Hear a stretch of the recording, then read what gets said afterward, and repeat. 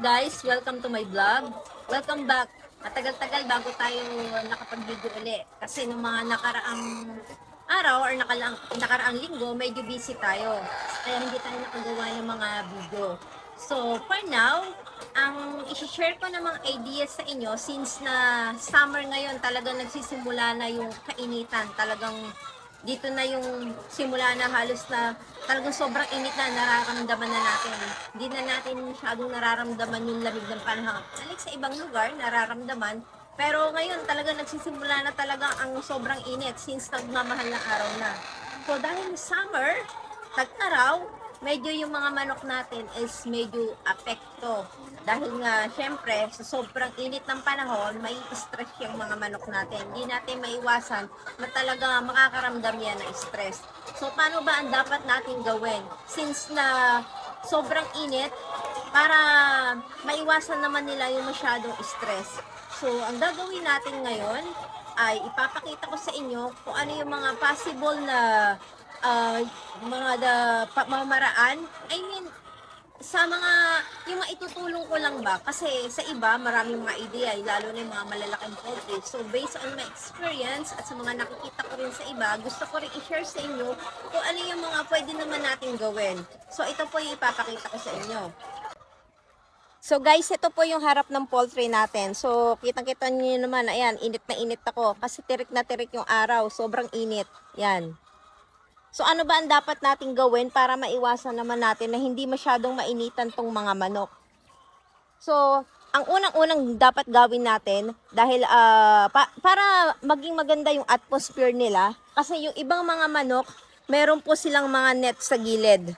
So, para makapasok yung mga fresh air sa kanila, so ang gawin po natin doon, tanggalin po natin yung mga nagko-cover sa gilid nila. So, dito po kasi sa akin is wala siyang net. Dahil open area naman to, ang nakalagay sa akin, mga steel matting. Ito, steel matting po ang nakalagay dito sa manukan ko. Ever since na nagsimula po ako, steel matting yan. Never po ako naglagay dito ng net para cover nila. Yung iba pong mga poultry, ang nakalagay po is net. So, para makapasok ang hangin sa kanila, pwede po nilang tanggalin yun. Yan. Para open air talaga sila. Open area to.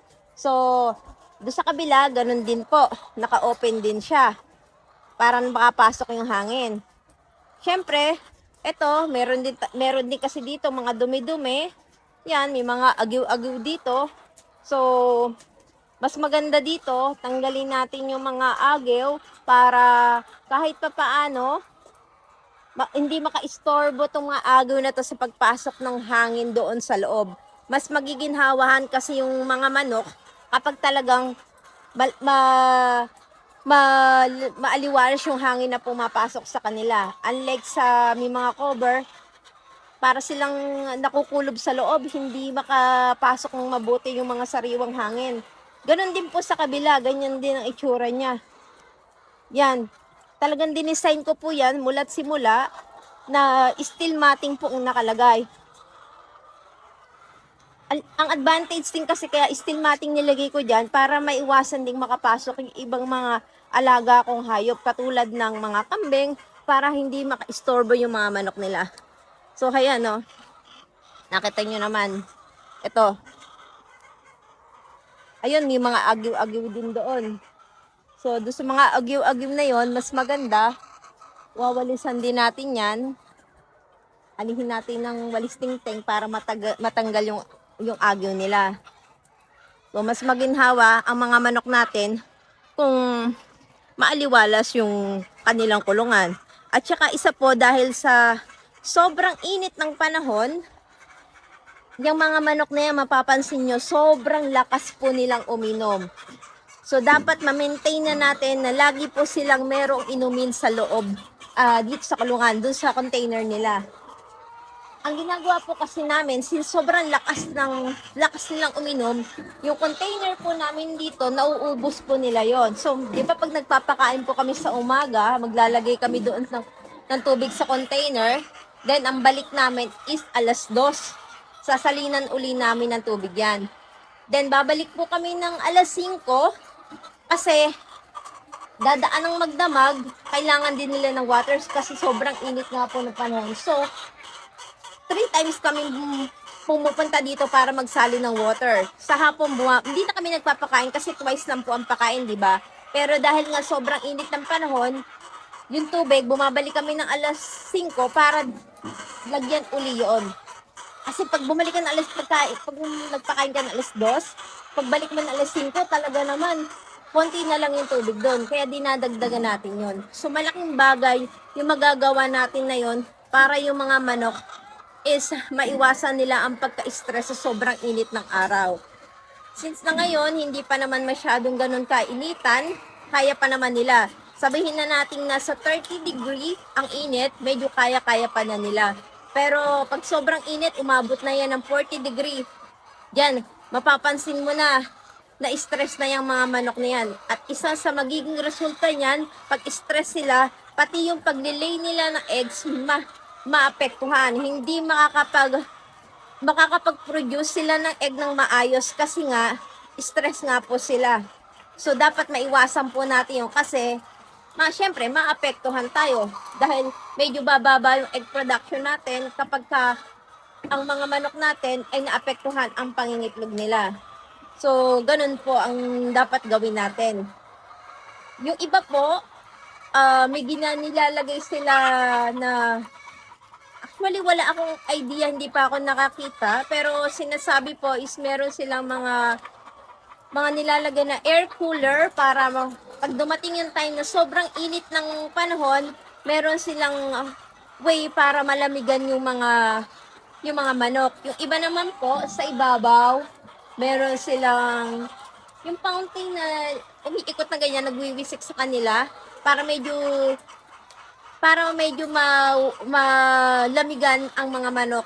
So, yun po yung pamamaraan ng iba. Hindi ko rin po nakikita pa kung ano yung mga itsura na yun. So, sa malalaking poultry po siguro, meron mga nun.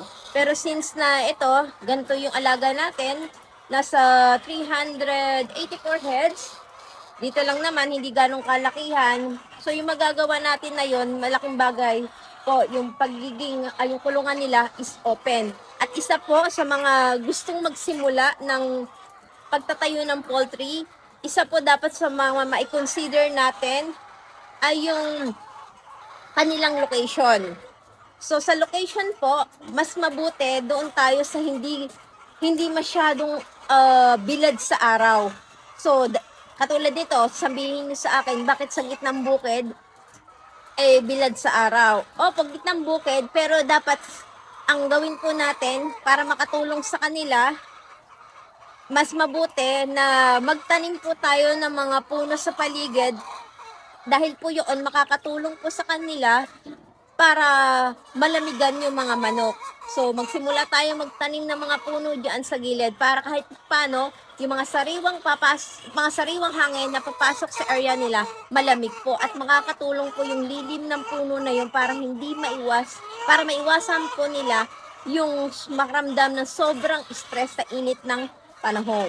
So, yun po yung ma-share kong idea sa inyo.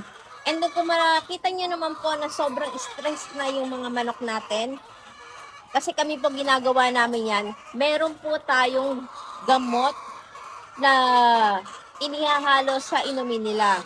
So, yun po yung electrolytes. Electrolytes po nilalagay namin sa inumin nila. Then, inilalagay namin yun, lagi namin yun sa umaga.